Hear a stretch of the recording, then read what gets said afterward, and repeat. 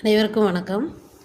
இப்போது தமிழ் தகுதி தேர்வுக்கு ப்ரிப்பேர் பண்ணியிருப்பீங்க.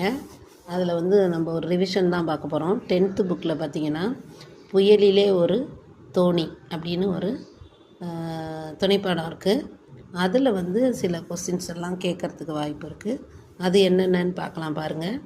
அந்த புயலிலே ஒரு தோணி அந்த கதையை எழுதியவர் ஆசிரியர் ப. சிங்காரம். புயலிலே ஒரு தோணி எழுதினவர் ப. சிங்காரம்.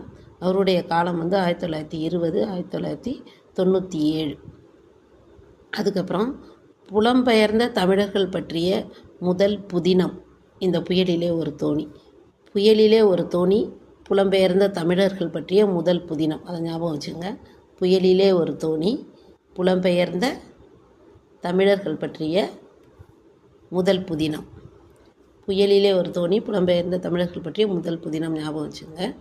இந்த புயலிலே ஒரு தோணி கடற்கூத்து அப்படிங்கிற அத்தியாயத்தில் சுருக்கப்பட்ட பகுதி தான் உங்களுக்கு இதில் கொடுத்துருக்காங்க. கடற்கூத்து எந்த அத்தியாயத்தில் இருந்து எடுக்கப்பட்டது அப்படின்னு கேட்பாங்க.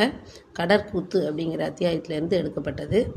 இந்த ப. சிங்காரம் பிறந்த ஊர் சிவகங்கை மாவட்டம் சிங்கம்புணரி. சிவகங்கை மாவட்டம் சிங்கம்புணரி.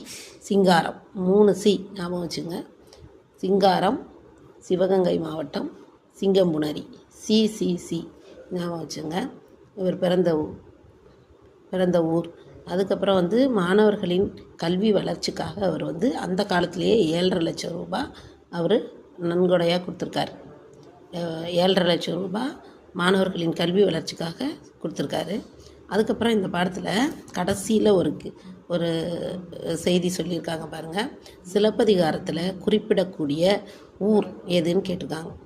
சிலப்பதிகாரத்தில் குறிப்பிடக்கூடிய ஊர் எது அப்படின்னாக்கா சிறுமலை. சிலப்பதிகாரம் சிறுமலை ஞாபகம் வச்சுக்கணும்.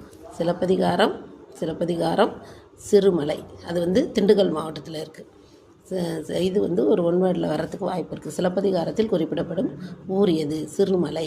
சிறுமலை அப்படின்னு அது ஞாபகம் வச்சுங்க. சிசி ஞாபகம் வச்சுங்க. அப்புறம் இதில் சில வார்த்தைகள்லாம் கொடுத்துருக்காங்க பாருங்கள்.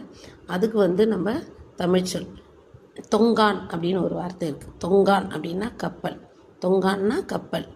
கப்பித்தான் அப்படின்னா தலைமை மாலுமி, கேப்டன் சொல்லலாம் இல்லையா, அதுதான் தலைமை மாலுமி. சிப்பம் அப்படின்னா கட்டு.